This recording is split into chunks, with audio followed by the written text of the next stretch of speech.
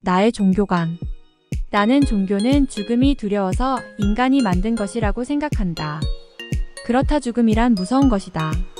그 무서운 죽음에 대비해서 웰 다잉 잘 죽는 법이 매우 중요한데 이는 간단한 문제가 아니다. 요양원에서 시체처럼 살다가 죽는 것은 끔찍한 것이다. 어떻게 하면 잘 죽는 것일지 대비해야 한다. 최성도님은 나의 열혈팬이다. 그녀가 다니던 교회도 포기하고 내가 다니는 교회의 설교로 바꾸었을 정도니 어제 주일엔 십시주일 예배를 TV를 켜놓고 드렸다. 그 와중에 베란다에 설치한 테이블에 술을 가져와 같이 먹게 됐다. 오전에 시작한 술은 저녁까지 이어졌고 나와 최성도 에마로는 정말로 정겹고 즐거운 술판을 벌였다. 에마로는 그림을 갖고 와 내 방 여기저기 벽에 걸어주었더니 운치가 있고 좋았다. 신성 공동체의 운전기사인 매너는 애어른이자 어린애이다. 굉장히 속이 깊고 인성이 좋으나 어린애 같은 구석을 갖고 있다. 인성은 좋으나 사회성이 좋은 안타까운 케이스이다. 가끔씩 내뱉는 그의 말에 많이 당황하곤 한다. 부디 매너가 자신감을 갖고 용기를 내 사회성을 함양해 멋진 인생을 살기를 기대해본다. 최성도님의 20대 젊을 시절 사진을 보게 됐다. 가녀린 몸매의 굉장한 미인이었다. 많은 남자들이 따랐을 것 같았다. 나와 종교관, 인생 철학, 마음과 유머 코드가 매우 닮은 최성도님이 오래오래 죽을 때까지 나와의 좋은 인연을 이어가기를 기도해본다. 나는 어렸을 적부터 종교적 성향이 강했고 종교 사업을 해보라는 말도 많이 들어왔다. 아마도 누구보다도 죽음을 두려워하기 때문일 것이다. 개인적으로 오륜교회의 김은호 목사님을 좋아한다. 마음이 온유하고 점잖고 말씀도 은혜롭다.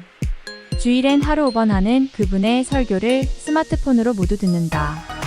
그와 나는 종교적 코드와 주파수가 통한다. 이 땅에 절규하듯 부르짖는 목회자보다 김은호 목사님 같은 온유하고 다정다감한 목회자나 성직자가 많아지기를 기도해본다. 나는 기독교 방송인 극동방송을 매우 좋아한다. 상업적, 세속적 광고 등을 거의 내보내지 않고 순수 복음 방송만 하기 때문이다. 그래서 내 탁자와 화장실에 라디오를 하나씩 비치해 놓고 수시로 극동 방송을 듣는다.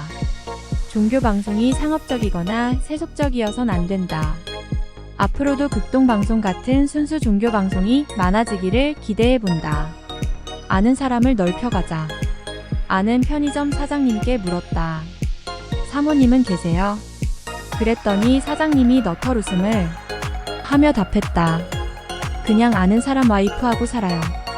요즘 세상에는 두 가지 종류의 사람이 있다. 즉 아는 사람과 모르는 사람이다.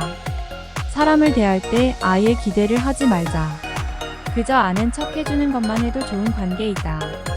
아는 사람한테 도움받을 생각하지 말고 그냥 나에게 피해 끼치지 않는 것만 해도 다행이다. 아는 사람이 많은 것도 큰 복이다. 아는 사람을 넓혀가라. 혹시 그 중에 나중에 나에게 도움을 주거나 애인이 돼줄 사람이 있을지도 모르니까 희망을 가져보자. 하지 말아야 할 것들. 보수주의자 있는 데서 진보주의 얘기하지 마라. 진보주의자 있는 데서 보수주의 얘기하지 마라. 기독교 신자한테 가서 불교 얘기하지 마라. 불교 신자한테 가서 기독교 얘기하지 마라. 마초한테 가서 페미니스트 얘기하지 마라. 페미니스트한테 가서 마초 얘기하지 마라. 라이벌인 너와 B가 있다면 A 있을 때 B 얘기하지 말고 B 있을 때 A 얘기하지 마라. 그리고 술 먹을 땐 정치나 종교 얘기하지 않는 것이 상책이다. 사랑은 노력하는 게 아니야. 요즘 대중가요 중에 사랑을 노력한다는 게 말이 되니? 란 가사가 있다. 그렇다. 사랑은 노력하는 게 아니다. 만약 노력해서 성취한 사랑이나 우정이라면 그건 진짜 사랑이나 우정이 아니었기 때문이다. 혼자라서 외롭다고? 사람 만나면 더 외롭고 괴로울 텐데 부담되는 사람 만나지 마. 정 외롭다면 주변에서 비슷한 처지의 사람을 만나. 노력 안 해도 되는 자연스런 만남 마련. 부담스런 만남은 미련 없이 버려. 가장 너다운 모습을 하고 있을 때 그 빈자리에 아주 소중한 인연이 찾아올 테니까. 자신의 양심이 곧 종교다. 세상이 하도 삭막해져 양심을 가진 사람이 많지 않은 것 같다. 종교인은 많지만 기복신앙을 하는 자기 이기심에 가득한 신자들이 많은 것 같다. 아무리 종교 생활을 열심히 하는 사람일지라도 자기 내면의 양심의 소리에 귀 기울여 실천하지 않는다면 진정한 종교인이라 할 수 없다. 양심의 크기가 진정한 종교심 아닐까? 불쌍한 사람들이나 동물들에게 긍휼함을 갖고 자비를 베푼다면 진실한 종교인이라 할 수 있을 것이다. 종교가 없는 사람일지라도 자기 내면의 양심의 소리에 따라 실천한다면 그는 참된 종교인이라고 할 수 있다. 마광수 교수의 책 중에 인간에 대하여라는 책이 있다. 그는 인간이란 존재가 하나도 빠짐없이 위선자, 괴별론자, 자기 변명꾼, 독선주의자, 이기주의자, 자기 편의주의자라고 갈파했다. 나는 그 말이 맞다고 생각한다. 그의 인간관은 인류의 조상인 아담과 이브가 선악과를 따먹어 죄성을 갖게 된 것과 유사하게 생각되기도 한다. 부디 인류가 진보해 진실하고 선한 사람들이 많아지기를 기대해본다. 사랑이란 게 세상에 존재할까? 법륜스님은 부모의 새끼에 대한 사랑이나 불쌍한 중생들에 대한 연민이 사랑이라고 했다. 하지만 내가 생각하기에 그것은 본능이나 이기심, 동정이지 사랑이 아닌 것 같다. 친구들 간의 우정, 가족이나 친척들 간의 정, 이성끼리의 애정, 이런 것이 진정한 사랑 아닐까? 사람은 누구나 저마다의 장점과 재능을 갖고 태어난다. 흔히 대중들이 사람을 평가할 때 어떤 사람이 가진 돈이나 명예, 권력 등으로 평가하는 게 일반적이긴 하다. 그런데 가끔 윤리, 도덕, 품성적으로 장점을 가진 사람을 보게 된다. 최근 인문학 바람이 불고 인성이 취업할 때나 거래를 할 때 중요한 평가 기준이 되는 것을 보면 이제는 눈에 보이지 않는 윤리, 도덕적 재능을 갖고 있는 사람들도 당당히 인정받는 시대가 된 것 같다. 윤리, 도덕, 품성이 밥 먹여주냐는 말은 이제 과거의 유물이 되지 않았나 싶다. 하늘로부터 윤리, 도덕적 재능을 부여받은 사람들이여 자신감을 가지라. 당신은 비록 세속적으론 별로 가진 게 없을지라도 좋은 품성을 가졌기에 그 점에 있어서는 다른 사람들보다 우월한 것이다. 분명 당신의 윤리 도덕적 우월성을 인정해주고 당신을 사랑해주는 좋은 사람이나 매력적인 이성 친구들이 나타날 것이므로 자부심을 갖고 살아도 된다. 2019년 U20 피파 월드컵을 보며 쓴 글. U20 폴란드 피파 FIFA 월드컵 축구대회에서 대한민국이 결승 진출에 쾌거를 이루었다. 피파 주최의 월드컵 남자 축구에서 결승까지 올라간 아시아팀은 U20 월드컵 대회에서 1981년에 카타르, 1999년에 일본 두 팀 모두 준우승에 이어 세 번째다.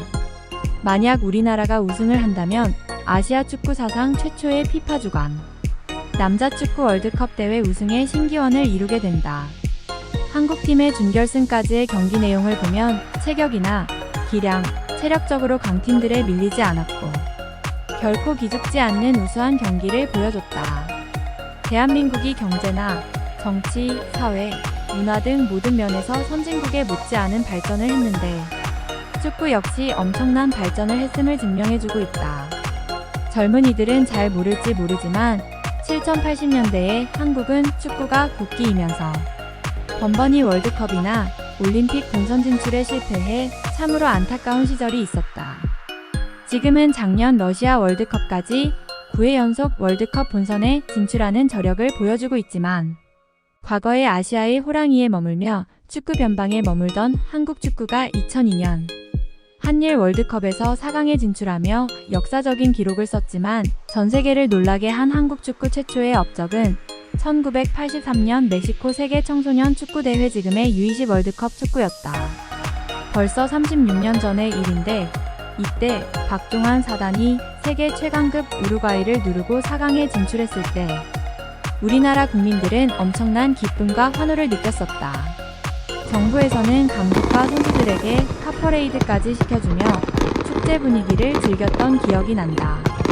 그런데 당시는 축구 전용구장 하나 없었고 마치 군대 같은 군기에 선수들에 대한 구타도 심했었다. 20세 이하의 소년티를 갓 벗어난 어린 청춘들에게 가혹한 훈련을 시키며 강압적인 분위기에서 경기를 했다. 83년 멕시코 청소년 축구 장면을 유튜브를 통해 다시 보니 우리나라 선수들의 체격도 지금보다 왜소하고 헝그리 정신으로만 뭉친 변방국가의 청소년 축구 대표 선수들의 투혼이 불쌍하게 느껴져 눈물이 나려고 했다. 잘 먹기를 했나? 축구 인프라가 좋았나?